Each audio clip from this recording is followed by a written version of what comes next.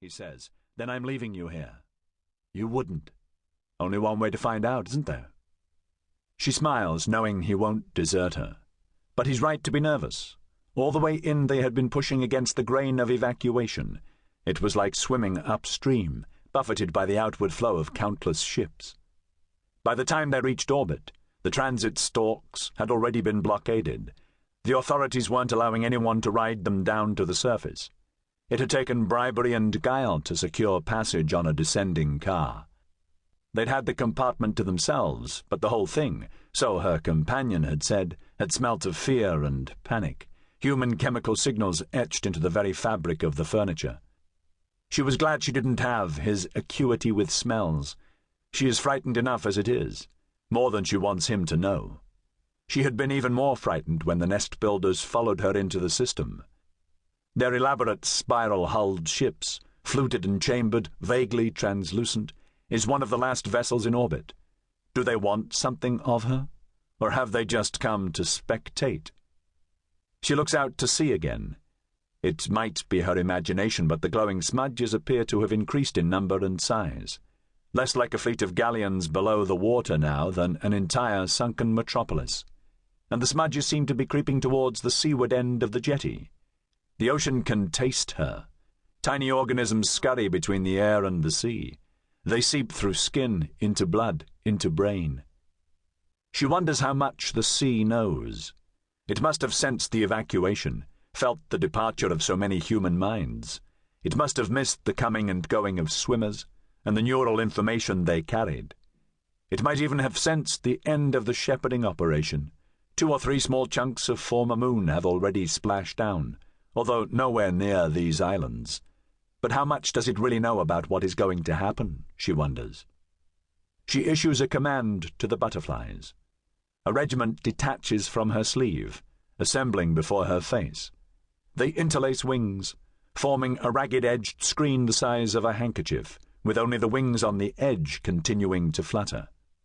Now the sheet changes colour, becoming perfectly transparent save for a violet border. She cranes her head, looking high into the evening sky, through the debris ring.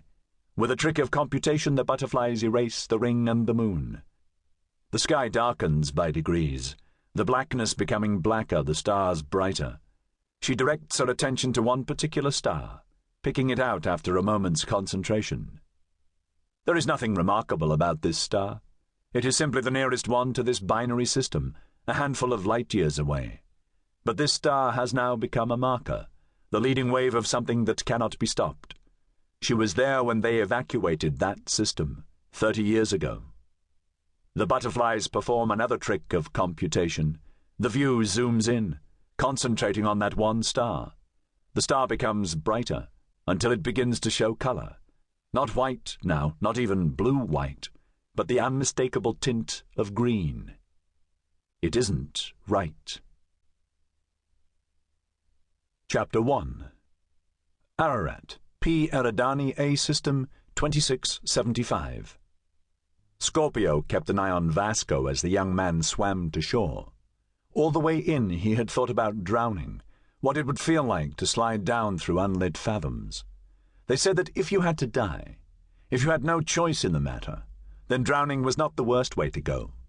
He wondered how anyone could be sure of this, and whether it applied to pigs. He was still thinking about it when the boat came to a sliding halt, the electric outboard racing until he killed it. Scorpio poked a stick overboard, judging the water to be no more than 1/2 meter deep. He had hoped to locate one of the channels that allowed a closer approach to the island, but this would have to do. Even if he had not agreed to a place of rendezvous with Vasco, there was no time to push back out to sea and curl around hunting for something he had enough trouble finding when the sea was clear and the sky completely empty of clouds.